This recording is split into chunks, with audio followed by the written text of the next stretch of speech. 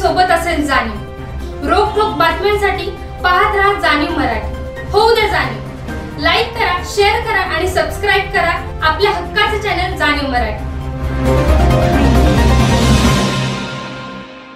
महाबळेश्वर, कास पठार आणि पाटणखोळा ही निसर्गाने दिलेली देण आहे आणि ह्या निसर्गाने दिलेल्या देणगीला इथलं प्रशासन वाऱ्यावर सोडतंय अशी परिस्थिती जन्माला आलेली आहे आणि या परिस्थितीला वाचवण्यासाठी पक्ष पुढे आलेला आहे आणि त्यांनी आवाहन केलेलं आहे की अवैध व बेकायदेशीर व धोकादायक इमारती ज्या ह्या पर्यटन स्थळामध्ये उभ्या राहिलेल्या आहेत, ज्या नियमाचं उल्लंघन करून उभ्या राहिलेल्या आहेत, ज्या इमारतींमुळे उद्या भूसंकलन वाढू शकतं अशी परिस्थिती क्रिएट झालेली आहे, या इमारती तात्काळ सील कराव्यात आणि लोकांचे प्राण वाचवावेत आणि निर्मनुष्य जिथं जिथं धोक्याची जागा आहे तिथं निर्मनुष्य वसाहती सील करून सरकारनं ताब्यात घ्याव्यात या मागणीचं निवेदन आम्ही जिल्हाधिकाऱ्यांना दिलेलं आहे आणि जिल्हाधिकाऱ्यांनी त्यावर आश्वासन दिलेलं आहे की आम्ही याच्यावर कारवाई करतो।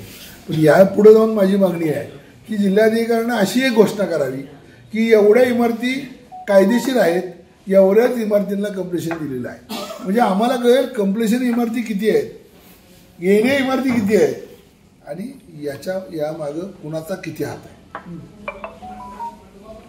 आणि त्याबरोबर मुलांच्या शैक्षणिक पाचगणी हे शैक्षणिक ही आहे म्हणजे हब आहे जिथं जगातनं मुलं शिकायला येतात आणि आता पावसामुळं त्या शाळेच्या अवतीभोवती झाडे, जंगल आहेत, टेकडे आहेत आणि त्यामुळे तिथल्या मुलांची जीवितला धोका पोचू नये याचं प्रिकॉशन सरकारने घ्यावं आणि पावसाच्या काळामध्ये तिथं शाळा बंद ठेवून सदरची मुलं 8-8, 4-4 दिवस घरी पाठवावीत। शाळा पाऊस कमी झाला की त्यांना परत बोलवून घ्यावं, पण लोकांच्या, विद्यार्थ्यांच्या आणि मुलांच्या जीवितावर खेळू नये अशी आम्हाला जिल्हाधिकाऱ्यांना विनंती करायची।